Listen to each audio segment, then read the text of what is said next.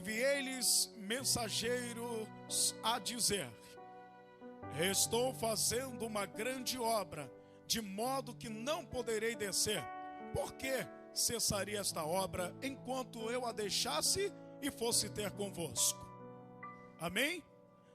Queridos, eu quero que todos tomem seus assentos e aplaudam o Senhor, porque Ele vive e reina nessa noite, amém? Mais aplausos para Cristo, porque Ele está aqui, aleluia! Preste bem atenção, essa é uma mensagem tremenda que sai do coração de Deus e vem de encontro aos nossos corações. Aqui, esse texto fala de uma grande obra. E esse texto não fala de qualquer obra. Fala de uma obra específica. A primeira obra, quando o povo de Israel saiu de Babilônia, estava cativo durante 70 anos em Babilônia. A primeira obra que eles vieram a fazer é simplesmente essa que nós acabamos de ler no capítulo 6, no versículo 3 de Neemias. Neemias, ele foi um grande homem. A história conta que ele era copeiro, e copeiro naquela época era uma profissão muito, com muita qualidade. Ou seja, poucas pessoas tinham essa profissão na época, e poderia até mesmo se achegar ou se aproximar do rei. Quando nós olhamos aqui para Neemias incansavelmente fazendo aquilo que Deus, Ele viera colocar em seu coração, nós denotamos aqui no versículo 3, que ele está infiltrado em uma grande obra. E quando nós observamos essa grande obra, não é qualquer obra.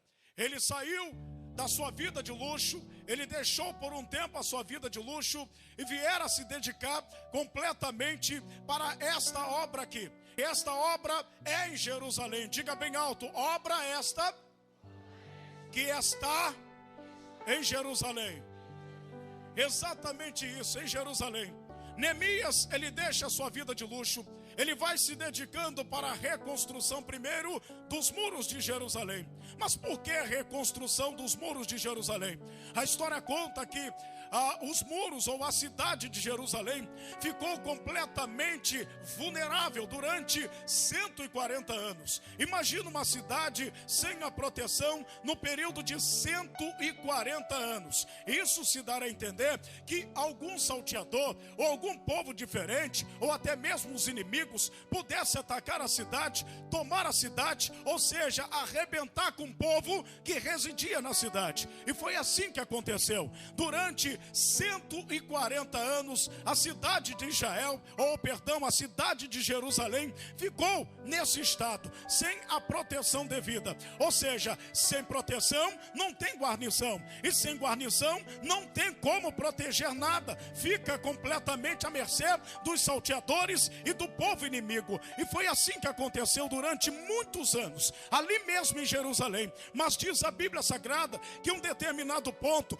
Deus incomoda Neemias. Neemias está na sua vida de luxo, mas ele agora é incomodado por Deus em deixar a sua vida de luxo e agora se dedicar à reconstrução dos muros de Jerusalém. E ele começa a reconstruir os muros de Jerusalém. Ele sai da sua vida de luxo e diz a história que ele se dedica no período de 12 anos. Diga bem alto: 12 anos.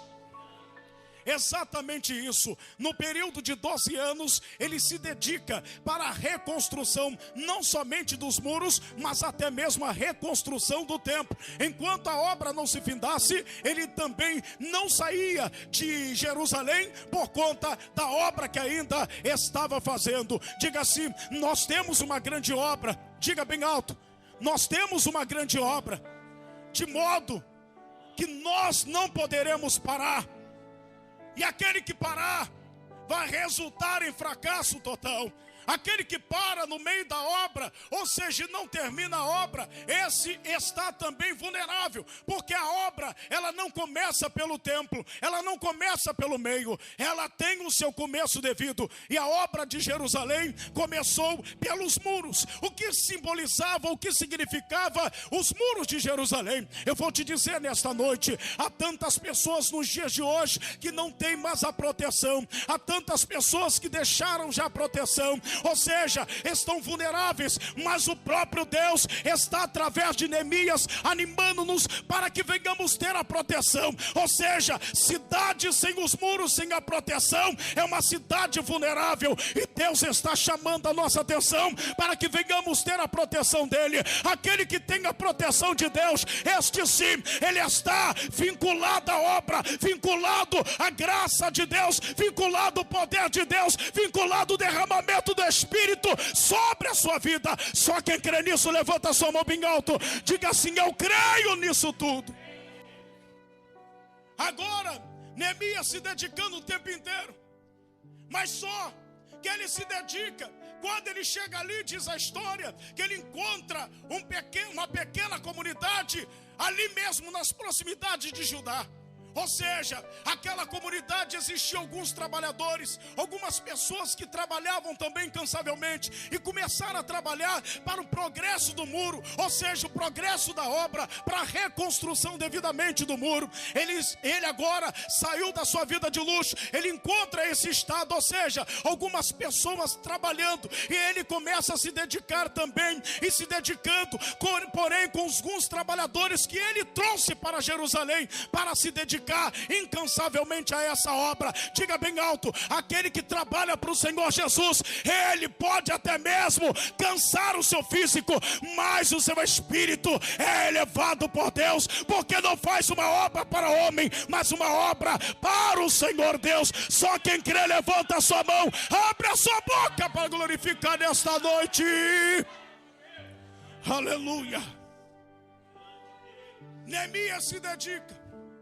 Só que ao longo do tempo, diz a história, que Neemias, ele veio para reconstruir os muros de Jerusalém. Neemias veio para reconstruir os muros de Jerusalém, a proteção da cidade. Deus agora está enviando Esdras, porque Esdras está chegando. Esdras sai lá de Babilônia, porque Ciro II foi lá e libertou o povo, ganhou a cidade de Babilônia, arrebentou com Nabucodonosor, e Deus agora chama Ciro de pastor, e ele agora vai libertar o povo. E quando ele liberta o povo, sabe o que vai acontecer? Esdras, sacerdote e escriba, ele vem direto para Jerusalém e ele se encontra com Neemias. A história vai contar que ele, quando se encontra com Neemias, vê que os muros já estão completamente prontos, porque durou aproximadamente 52 dias para ele levantar, ou eles levantarem os muros ou a proteção da cidade. 52 dias, mas Esdras não veio para a reconstrução de muros. Esdras veio para reconstruir o templo do Senhor. Sacerdote tem que ficar no templo, escriba tem que escrever as cartinhas que vêm do povo para dentro do templo. Foi assim que aconteceu. Eu digo uma coisa aqui nessa noite: aquele que está conformizado, até mesmo em conformidade com esta vida alheia, lembra de uma coisa: não fique assim desse jeito, venha para o lado de cá. Sabe por quê? Porque aqui tem uma obra, e nesta obra você é o trabalhador. Você não pode ficar disperso, você não pode ficar do outro lado, porque Deus te nomeou trabalhador para fazer a diferença. Aleluia. Só que pastor Moisés, pastor Wanderson, muitos estavam vinculados à obra, mas poucos os que estavam trabalhando de verdade. Mas o mais interessante é que os que estavam trabalhando incansavelmente. Incansavelmente. Porque alguns residiam na banda de Judá, ou seja, nas proximidades de Jerusalém. Então eles não queriam ficar à mercê de outros povos. Tinha que ter a proteção, tinha que ter os muros para que eles viessem estar protegidos. Agora pense comigo, me preste um pouquinho a sua mente.